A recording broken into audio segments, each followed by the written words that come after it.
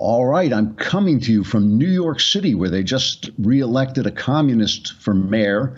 So by the end of this podcast, I should be eating cats like they do in Venezuela. I always like a good cat, actually. But let's try a mind experiment here for a minute. Let's pretend that reality can be anything you say it is, and that reality is simply what people believe. And if you can get them to believe what you want them to believe, then that will become reality.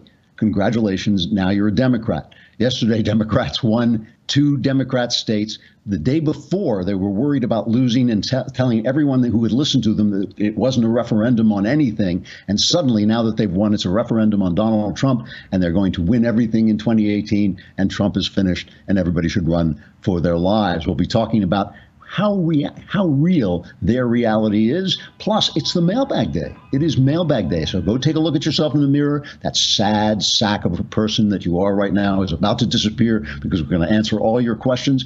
And the answers are guaranteed 100% correct and will change your life on occasion for the better. Trigger warning, I'm Andrew Klavan, and this is The Andrew Klavan Show. I feel hunky-dunky, life is tickety-boo. Birds are winging, also singing hunky-dunky-doo. Ship-shaped, tipsy-topsy, the world is zippity-zing. It's a wonderful day, hurrah, hooray! It makes me want to sing. Oh, hurrah, hooray! Oh, hooray, hurrah! I'm back, yes, and it's so, I have to tell you, it is so cold here.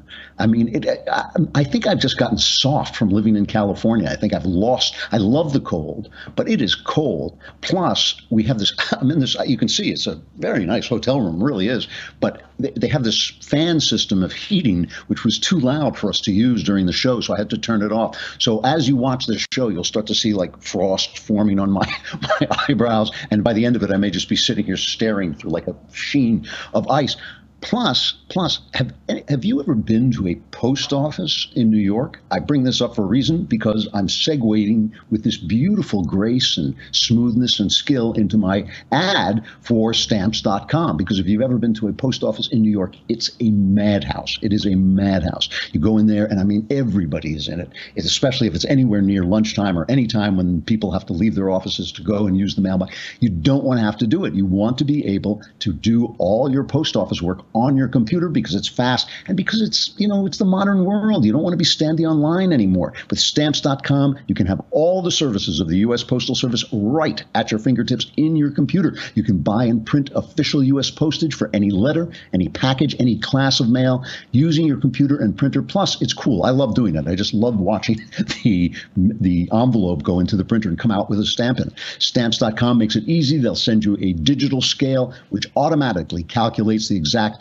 postage, and Stamps.com will even help you decide the best class of mail based on your needs. You got to use it. I use it because it's ridiculous. It's ridiculous to have to stop what you're doing at the speed of the interweb and suddenly go out and be in the past standing online at a post office. So my listeners can enjoy the Stamps.com service with a special offer that includes a 4-week trial plus postage and a digital scale without any long-term commitment. What you do is you go to Stamps.com, click on the microphone at the top of the homepage, and type in Klavan, very slowly, Klavan, then learn to type so you can type it in quickly. And that's Stamps.com, Klavan, and you'll never have to go to the post office again, which is a good thing. I actually like the post office. They get a lot of flack, but I think they do a good job. It's just, you got to bring them into the modern world in your computer. So before we talk about the elections last night, and I'll talk about that and also Trump in South Korea, it's the anniversary. It's November 8th. It's the anniversary of the last election. So I think would be a good thing to go back in time and remember, revisit all the people who are telling you what the election means today and what's going to happen in 2018. I think it's just an important thing that we remember who they all were. So we'll listen to everybody predicting what's going to happen in this election. This is cut number 11. Which Republican candidate has the best chance of winning the general election? Of the declared ones right now, Donald Trump. Now President Obama weighing in, saying yet again that he does not believe that Donald Trump can end up winning this election. Can you imagine Donald Trump standing up one day and delivering a State of the Union address? Well, I can imagine it in a Saturday night skit. Mr. Trump will not be president. I don't see how he can win. So Donald Trump will lose, and he will then destroy the Republican Party. Can Donald Trump win a general election? My view is no. You're never going to be president of the United States by insulting your way to the presidency. Let's see, I'm at 42 and you're at 3, so far I'm doing better. Doesn't matter. Well, I can't find a single Republican. I talked to probably 12 Republican senators yesterday or their representatives. I couldn't find a single one who now thinks they're going to win. So these are the same people, exact same people who are telling you today what's going to happen in 2018. I mean, this was like the day before Trump was elected, and we can't play that without remembering 1 year ago today the absolutely delicious moment when the press got the news that their world had turned upside down. This next cut. Because we're going to be and we're going to have to live with it. You're awake, by the way. You're not having a terrible, terrible dream. Also, you're not dead and you haven't gone to hell. This is your life now. This is our election now. This is us. This is our country. This is a different Earth today than it was 24 hours ago. It's a different place. Cause it just is different. The woman who President Obama called the most qualified person ever to run for the White House couldn't break through. The question remains, who can? Deeper concerns tonight that the world's shining light of democracy has gone dark. Decency lost last night, and that's what's so hurtful about this. This was a white lash. This was a white lash against a changing country. It was a white lash against a black president in part. And that's the part where the pain comes. I kind of push back against the advancement of African Americans, of Hispanics, of women, of Muslim Americans. It is a mourning moment for those people, and it is a moment filled with fear. You know, this is why you have to subscribe for a year to the Daily Wire. It's a lousy $100. And not only do you get to ask your questions in the mailbag, you get the Leftist Tears tumbler, and you need it for moments like that because you have to fill it with those leftist tears. And, you know, I don't like to drink leftist tears. I just have to because they're so very good. So I think it's just important as you go back. I mean, this election, just yesterday, I was listening to experts saying, well, this doesn't matter because they thought they were going to lose in Virginia. The Democrats thought they were going to lose the Virginia race, and the polls. This is what I love about politics. I mean, this is the thing I love most about politics, is it's really just human nature writ large. We all do this. We all look at the world through the lens of our beliefs and our belief systems. And what we want, what we desire, we see the things we want to see. We don't see the things we don't want to see. And so the polls, yesterday, the average poll showed that Ed Gillespie, the Republican, was just 2 percentage points away. And that was because the Democrats were worried. They were worried they were going to lose this thing, and they were worried that it was going to be a victory for Trumpism. Gillespie, you know, the thing is, with Trumpism, I'm not even sure what Trumpism is. I don't even know what it means. I mean, it kind of just means being belligerent in a lot of ways, although Donald Trump has been an amazingly conservative guy, far more conservative than I thought he was going to be. A couple of things that he hasn't been conservative about, the health care thing. I think if he had just stuck to repeal the Obamacare bill, it might be gone by now. But he was, you know, he has that Democrat streak in him that wants everybody to have government health care. But you know, yesterday the polls were 2%, and it turned out that Northam, the Republican, won a handy victory in Virginia, and they also got a lot of seats in the legislature. Virginia is going blue. Why is it going blue? It's going blue for one reason, because the government has expanded so much under Obama, and all those people are moving into Virginia. So you're getting all these people who are the swamp. They are the swamp. They are the government, and they're voting. You know, they're voting the blue state people in. But now that it turns out that, you know, what was obviously going to happen happened, suddenly it's a referendum on Trump. It's a rebuke to Trump. And, you know, I don't know. The guy, Gillespie, never really brought Trump into it. They said he was being Trumpian. I don't know what that means. I guess he was talking about, immigration and things like that. They were arguing over sanctuary cities, which don't exist in Virginia. There are no sanctuary cities in Virginia. So I guess there was some kind of sense of, like, was this going to work? When Northam won, he gave this speech basically now that he had won, now that he was safely won, he's flinging this back into what he thinks is the Trump coalition's face. Here's his speech. Virginia has told us to end the divisiveness, that we will not condone hatred and bigotry, and to end the politics that have torn this country apart. I want to let you know that in Virginia, it's going to take a doctor to heal our differences, to bring unity to our people. And I'm here to let you know that the doctor is in. Northam's a doctor, obviously. You know, here's the thing. With the left, everything is narrative. Now, in politics, on both sides, everything is narrative. But the left actually has a philosophy about this that they teach in schools, that basically narrative is the truth. There is no moral world. There is no moral universe. There's no moral reality. It's what you believe. It's what Hamlet said when he was pretending to be mad, and what leftists say when they're pretending to be sane. Nothing is either good or bad, but thinking makes it so, of course. So they then think that if they can control the narrative, they can control the truth. And therefore, instead of speaking the truth, their actual moral duty becomes to speak what they think the narrative should be. So he's talking about division, and this is their narrative on Donald Trump, that he somehow, you heard them saying, Van Jones saying, oh, it's a white lash that he won. It's the victory over the people who hate black people, who want to turn back black people. I mean, really?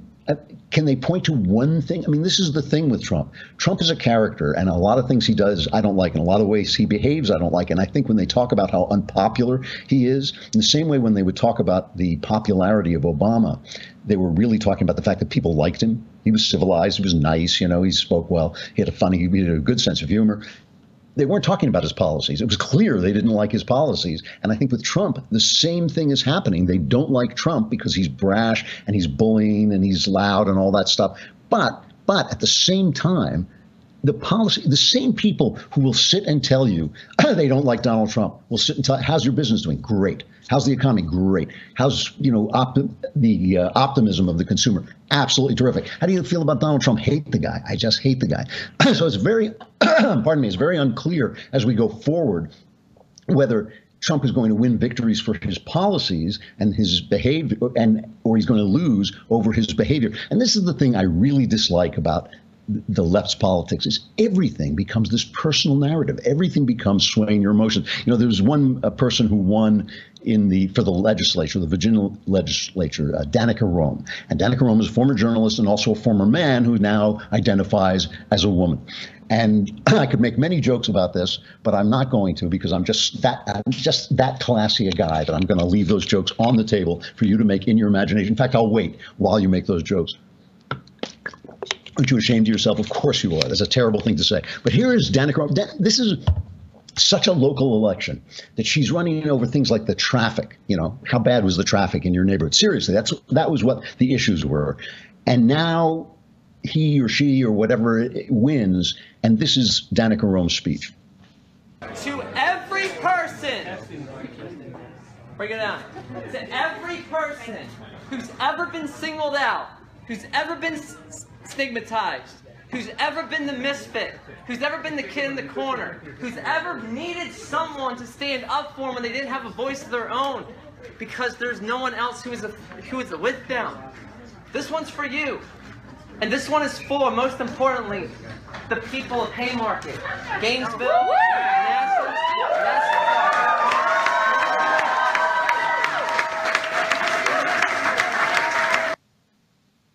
I mean, really? Who cares? Like, fix the traffic. Fix the traffic. Nobody cares about your sex life. Nobody cares.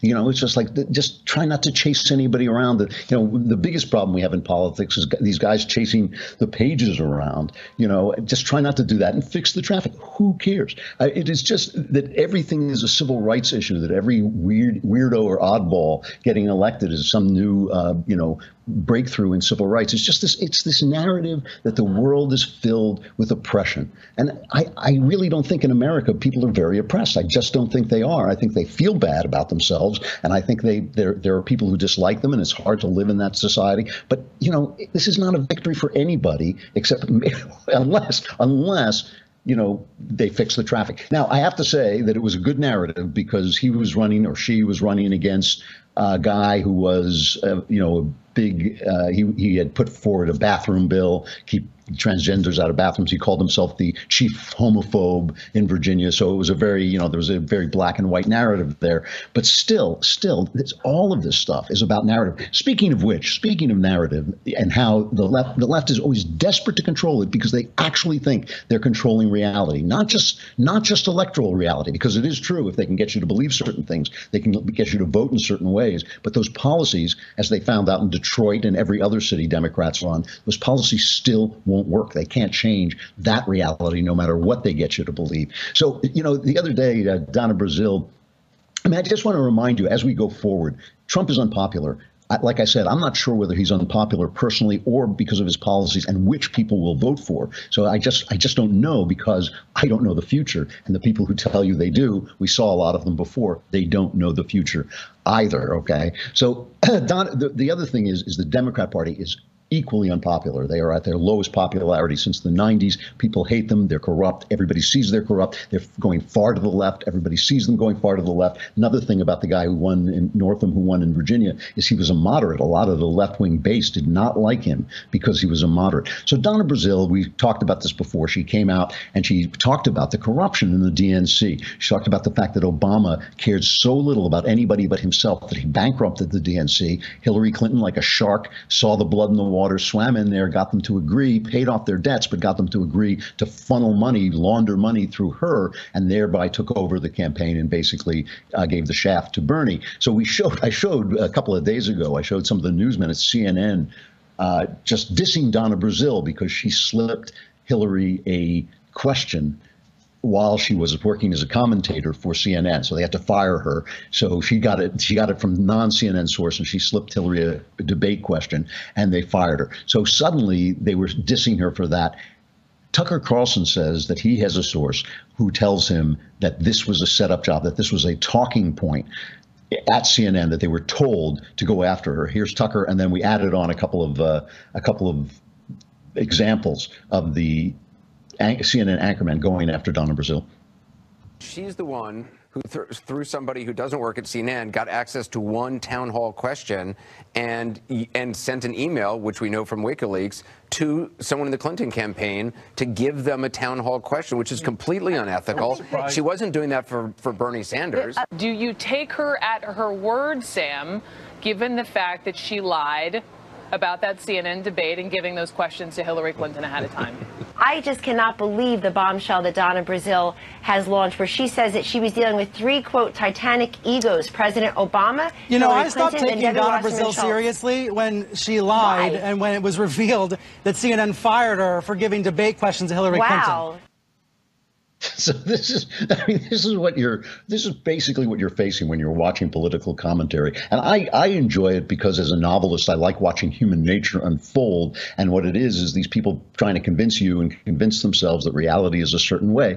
Nobody knows the future right now. I do think Trump is unpopular. I think that could genuinely change. I don't think it's going to change about his personality. I think people don't like his personality. It's even the fact that in many ways, I do not think that a softer person could have broken through the bars that the media and the professoriate has surrounded us with, the lies. I don't think a softer personality could have broken through. It makes me uncomfortable. I'm sure it makes a lot of people uncomfortable that our country has reached a level where we might need someone as bullying and boorish as Donald Trump to break through.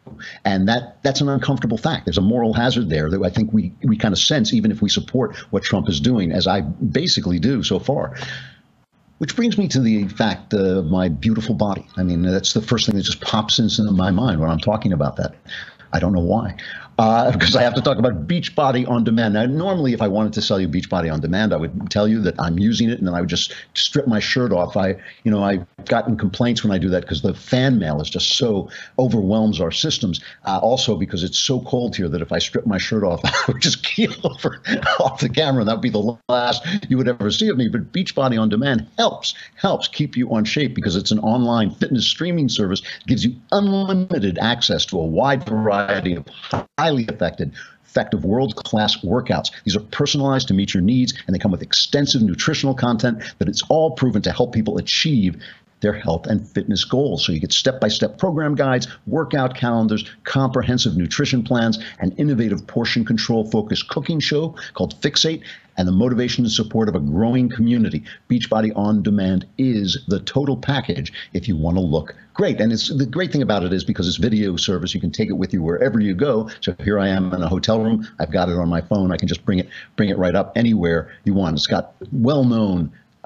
workout routines, Insanity, which is insane. In fact, P90X, I don't know how to pronounce this one. I haven't done this one yet. PIYO, really good stuff. Over 600 different workouts, over 100 recipe videos, and you can get a free trial membership if you are listening to the sound, the mellifluous sound of my voice. They have over 1 million members already, and you can get a free free membership if you just text Andrew on your phone to 313131. That'll give you full access to the entire Beachbody on-demand platform for free. And you can test it out. You can see how terrific it is and how well it works.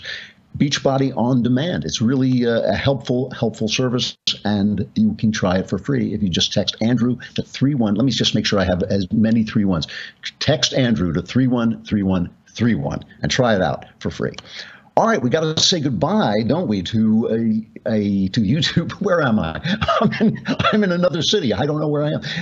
To YouTube and Facebook, but you can come over to the dailywire.com and listen to the rest of the show. You can listen to the rest of the show on YouTube if you want. But if you want to watch the show, you subscribe, right, for a lousy $10 a month, and then you can watch the whole show on thedailywire.com. If you subscribe for a lousy $100, you get an entire year. You get the Leftist Tears Tumblr, and you can ask your questions in the mailbag, which is coming up right soon.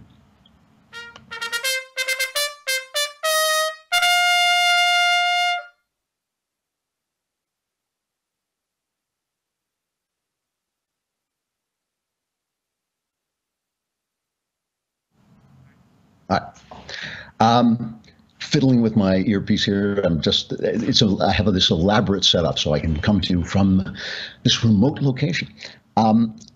So, you know, there is one of the dangers about narrative is that it skews everything, and it skews everything in favor of the president, because the president has this kind of, monarchical appearance in the American system. He kind of fills in for the king as well as being the executive. We focus all our energy on him. But the problem with that is it gives a false impression of what our president is supposed to be. Trump was on with my friend Larry O'Connor the other day. He was being interviewed by Larry O'Connor, who I think is with Mediaite and WMAL. And he said this thing that the left has been making fun of, kind of justifiably, but it's interesting. Pay attention to what Trump says here to Larry O'Connor. It's just audio. The saddest thing is that because I'm the president of the United States, I am not supposed to be involved with the Justice Department. I'm not supposed to be involved with the FBI. I'm not supposed to be doing the kind of things that I would love to be doing. And I'm very frustrated by it. He's very frustrated that he wants Hillary Clinton investigated, that he can't skew the investigation. So the left was making fun of him. Speaking of this, by the way, just to go off on a tangent for a minute, there was a really interesting story on Fox the other day. Remember that Russian lawyer, Natalia Veselnitskaya, who met with Donald Trump Jr., and they were saying, oh, it's treason, it's treason.